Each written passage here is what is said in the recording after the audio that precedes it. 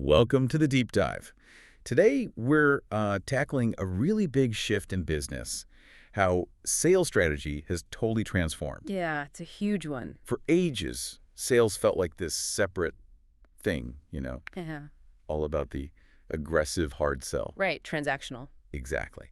So our mission today is to figure out how that function got completely rebuilt into something strategic, relationship-based, and really part of the whole company picture. And that strategic integration, that's really the core of it, isn't it? Sales isn't some lone wolf activity anymore. No. It has to fit into the overall marketing plan, which, comes down from the main company mission.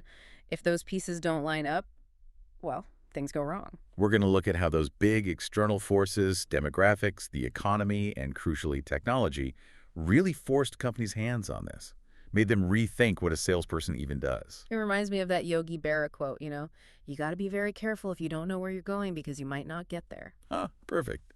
That's strategic planning in a nutshell, right? Absolutely. The whole process, it sort of flows down. You've got the big company mission, then that shapes the marketing objectives and strategies, and then you get to the Salesforce strategy. And when that flow breaks, when the objectives clash. Well, you get problems. Like that Hubline example after they bought Ham's Beer. Oh, yeah. Tell us about that. So Hubline's corporate goal, their big number, was a 15% ROI across everything. Okay, ambitious. But the beer business, especially then, it just didn't make that kind of margin. Maybe 5% tops. Uh-oh. So they had this marketing goal, right? Grow Hams aggressively.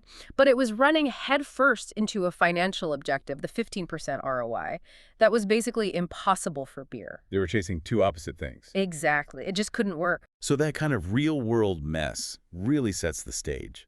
For you listening, what we want you to grasp is how the sales team must plug into this bigger system. And especially how tech, from the early web days right through to sophisticated CRM, has turned the salesperson from a closer into more of a consultant. Let's trace that history a bit, because it really tells the story. Way back, pre-Depression, it was all about the production orientation. Right. Just make lots of stuff cheaply, focus on the factory floor. Then the Depression hits. Suddenly, making it isn't the problem. Selling it is. And that ushers in the sales orientation, say 1930s to the 50s. The era of the hard sell. Yep. High pressure persuasion at all costs. This is where sales got that slightly dodgy reputation, maybe. Definitely. But then things started shifting around 1960 with the marketing orientation. Yeah, companies finally realized, hang on, maybe we should figure out what customers actually want first. Focus on satisfaction, coordinate the strategy. But the really fundamental change, the one we're still living in, starts bubbling up in the 90s, the relationship orientation. Absolutely. This is a total pivot. It's moving away from just making the sale, that single transaction. So what does it mean, really, relationship selling? It means the buyer and seller are in it for the long haul. It's about cooperation, trust, sharing information. The salesperson's role just completely flips. How so? They're not pushing product anymore. They become a consultant. Their job is to help the customer become more profitable, to solve their complex business problems. Okay, that sounds involved and probably expensive. What does a company need to do differently to make that work? It takes real commitment internally. First, you need open communication. The salesperson is like the central hub managing the info flow between the two companies. Okay. Second, you absolutely have to practice empowering employees, your frontline salespeople. They need the authority to actually solve customer issues on the spot creatively without running every little thing up the flagpole. Makes sense. Get things done faster. And third, especially with big accounts, you need to start involving customers in planning, bring them into the process. And finally, it often demands working in teams. Team selling, right? Because one salesperson can't know everything, especially when the customer has their own team of specialists, engineers, purchasing folks. Exactly. The customer's buying center is complex, so your selling approach needs to match that complexity. You bring in your own tech experts, finance people, whatever's needed. But bringing in engineers and finance managers into sales calls, that sounds like a big-time commitment, a big cost. How do companies justify that? Is that model really scalable? Well, it's not about scaling the number of transactions like in the old days. It's about scaling the value you deliver. Oh, okay. Deeper value leads to deeper commitment, bigger contracts, more loyalty. It's a different kind of ROI. It's interesting how those ideas, teamwork, empowerment, continuous improvement, really echo the total quality management movement, TQM, from the 90s. You're spot on. Relationship selling is basically applying those TQM ideas, cooperation, quality focus, reducing waste, but applying them directly to how you interact with the customer. It's about making the whole sales process smoother, better for the long term. Okay, now let's throw a wrench in the works. Technology, specifically the arrival of the internet. That must have caused some panic. Oh, absolutely. A lot of people looked at the web and thought, well, that's the end of the salesperson. Why pay someone a commission when a website can take the order 24/7? Exactly. Right? And in some cases, they were right. The classic example is Encyclopedia Britannica. Right. They got rid of their entire door-to-door Salesforce. Completely. Shifted it all online. The internet just made their old model obsolete overnight. But for most businesses, it wasn't about replacement, was it? It was more about integration, productivity. Precisely. The challenge quickly became, how do we use this new tool strategically? Not just as an online shop, but to manage relationships better, both inside the company and with customers. Let's talk internal first. Forecasting seems like a big one. Huge. We look at this company, AD. They made dental equipment. Their old process was kind of crazy. How so? They had one massive meeting once a year to get all their global sales managers together and build the forecast. Once a year? That sounds incredibly slow and inaccurate. It was. Led to huge problems. Either they had warehouses full of unsold gear or customers were waiting months for orders. So what did they do? They didn't just buy software, they changed the process. They built a secure website, a web application, where sales managers all over the world could update their forecasts constantly, daily even. Real-time data flow. Exactly. Forecasting went from a yearly guessing game to this dynamic data-driven system. It slashed their lead times, got rid of the excess inventory. The sales team became vital data conduits for planning. And then externally, with customers, this tech leads straight to customer relationship management systems, CRM. Right. CRM is basically the software that tries to pull together everything you know about a customer, emails, calls, purchase history, problems they've had, what they like, into one place everyone can access. So management can see the whole picture of the relationship. Theoretically, yes. But CRM has its own hurdles, doesn't it? Oh, yeah. The big one is adoption. Getting salespeople to actually use the darn thing consistently. If they don't, it's just expensive shelfware. And you have to think about pay. How do you compensate reps if a sale comes through the website? That's tricky. How did companies handle that? Well, Tupperware had a smart approach. When someone ordered online, they'd ask, hey, which representative referred you? So the reps still got their commission. Full commission. You've got to incentivize the behavior you want. If you want reps to support online channels, you can't penalize them for it. Okay, so the internet didn't kill the salesperson, but it forced big changes. As things settled down and competition got even tougher, what were the main strategic moves companies made? Two big trends really emerged: using multiple sales channels and adopting multiple relationship strategies. Let's break down multiple channels first. What does that mean? It means using a mix, a hybrid system. Maybe you have your direct Salesforce for big accounts, distributors for smaller ones, telemarketing for lead generation, a website for simple reorders. So different channels for different jobs or different customers. Exactly. Look at IBM. They started famously with just a direct force, right? Then they added dealers, telemarketing, online channels to reach different segments more efficiently. But doesn't that create conflict? If you have a direct rep and a dealer calling on the same potential customer. Absolutely. That's the constant headache. Managing channel conflict requires really clear rules, careful territory design, complex compensation structures. It's tough. And you see companies go the other way too. Yep.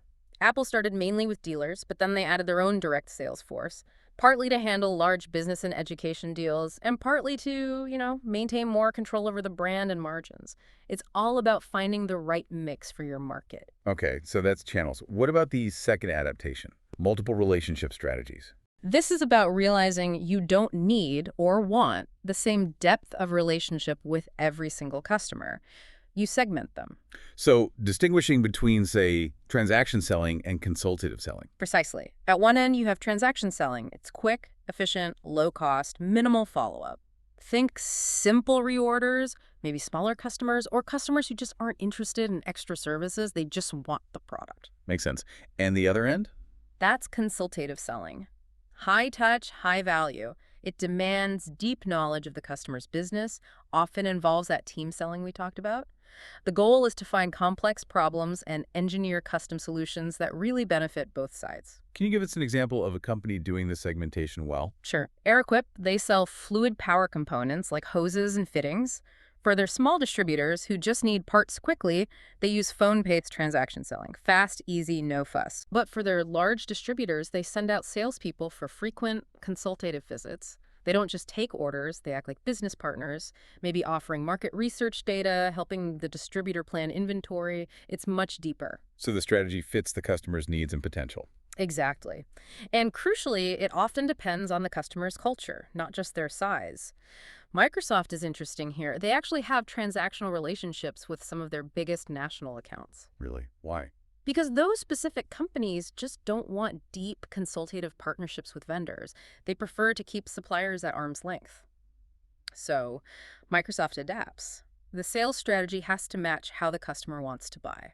Okay, so we've seen the evolution, the tech disruption, the strategic responses. But all of this eventually lands on someone's desk, right? It becomes a real human challenge for the sales manager. Absolutely. And the sources give us a great case study for this. Cardinal Connectors, Inc. Right. Tell us about Sarah Miko, the sales manager, and her boss, Bill Evans. So, Bill Evans, the president, he's looking at the numbers. He sees the cost of the direct sales force, the margins paid to intermediaries or distributors. And he sees the potential of the internet. Exactly. He wants to basically scrap the whole traditional structure, eliminate the direct salespeople, get rid of the intermediaries, and push everything through a new e-commerce website. Why? What's his argument? Pure efficiency, mostly. Cut massive costs, salaries, commissions, travel, cut out the middleman's profit, offer 24/7 access via the website. It sounds really appealing, especially from a purely financial perspective. It's that early digital dream, you know? Automation saves everything. But Sarah Miko, the sales manager, she pushes back hard, right? She does. Her argument comes straight from that relationship orientation we discussed. She says, look, my direct sales team isn't just taking orders. They practice consultative selling. They're focused on increasing customer share. Is that the term? Yes, and customer share is key here. It's not just about getting a sale from the customer. It's about getting a bigger slice of that customer's total spending in your category. How does her team do that? By solving problems the customer didn't even know they had, by finding new ways for the customer to use Cardinal's products, by deeply understanding their business, things a website just can't do. And what about the intermediaries? The distributors Evans wants to cut. Miko argues they provide vital local services. Things like holding inventory nearby for quick access, offering technical support, or minor engineering help on the spot. Customers rely on that, especially smaller ones. A website can't replicate that local, hands-on support. So this case really boils down to that fundamental tension, doesn't it? Absolutely. It's the constant trade-off. You've got the need for that personalized, high-touch, value-added service, the consultative approach Miko is defending. And then you've got the intense pressure to slash costs, boost efficiency, leverage technology, Evans's argument. Miko's fear is that Evans's plan, while saving money short-term, would destroy the loyalty and long-term value of their most important relationship-driven accounts. That's the heart of the dilemma sales managers constantly face today. Where does the human touch still create irreplaceable value? And where can technology genuinely take over without damaging the relationship? #tag outro. So, when you step back and look at the modern sales manager's role, it's really not just about hitting quota anymore, is it? It's about managing this incredibly complex balancing act. Yeah, the efficiency equation, you call it. Right. They have to constantly figure out, where do we invest in those potentially high-cost human relationships because they deliver unique long-term value, like Miko argued? And where can we use technology, the web, CRM, automation for speed, efficiency, and handling simpler transactions, like we saw with 80 optimizing their forecasts? It's a blend. It has to be. The transition's undeniable, though. Sales isn't off in a corner anymore. It's deeply integrated, often the coordinating point within the entire marketing strategy. Okay, so as we wrap up this deep dive, let's leave you, our listener, with something to chew on. We've seen how the internet pushed the salesperson from being a product pusher to more of a consultant and information coordinator. Right. So here's the question. What happens next? As CRM systems get even smarter, using AI and predictive analytics, moving beyond just storing data to actually predicting customer needs, maybe even initiating contact automatically. Ooh, interesting thought. If that information coordination becomes almost instantaneous and largely automated, how does the human sales team need to evolve again to keep adding unique value?